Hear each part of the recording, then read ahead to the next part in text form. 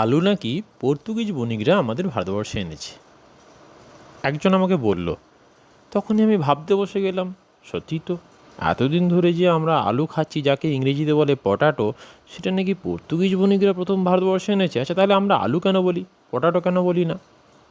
তারপরে আবার আমার মাথায় এলো, আচ্ছা, এই আলু নাম লাগানো তো আমাদের ভারতবর্ষে অনেক সবজি আছে, যেমন ধরুন শাঁক আলু, রাঙ আলু, গুড়মি আলু, মিষ্টি আলু, খাম আলু, এতগুলোর পেছনে আলু লাগানো আছে।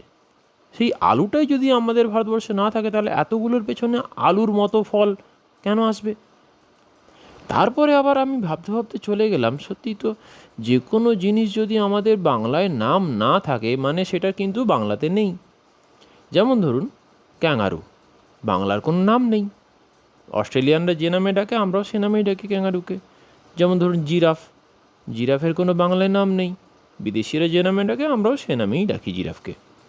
কিন্তু বাঘকে আমরা বলি বাঘ, ইংরেজিতে বলে টাইগার। সিংহকে বলি সিংহ, ইংরেজিতে বলি লায়ন।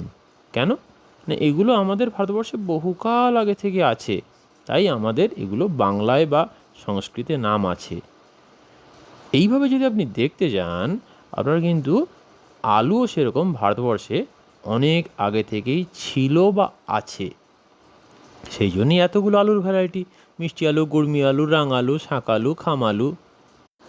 হ্যাঁ, এটা হতে পারে যে পর্তুগিজরা হয়তো উচ্চ ফলনশীল কোনো আলু হয়তো ভারতবর্ষে এনেছে।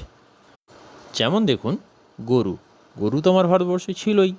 এবার ইংরেজরা যখন এলো, তাদের মাংস খাওয়ার জন্য নিয়ে এলো জার্সি গরু।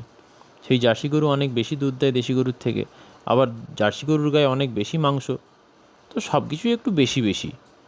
সেই জায়গায় বলা যায় যে ইংরেজরা জার্সি গরু এনেছে, কিন্তু গরু আমার দেশে ইংরেজরা এনেছে, এই কথাটা কিন্তু ভুল। কিন্তু আমরা কি ছোটো থেকে পড়ে এসেছি পর্তুগিজরা নাকি ভারতবর্ষে আলু এনেছে, তবে গিয়ে আমাদের আলু আমরা খেতে পাচ্ছি। কিন্তু তাহলে তো এতগুলো গুড়মি আলু, মিষ্টি আলু, রাঙ আলু, খাম আলু, শাঁক আলু, এত আলু তো আমাদের ভারতবর্ষে থাকতো না। তার মানে এতদিন কিন্তু আমাদের ভুল পড়ানো হয়ে এসছে। আপনিও যদি আমার সাথে সহমত হন, তাহলে এই ভিডিওটা বেশি করে শেয়ার করুন। ধন্যবাদ।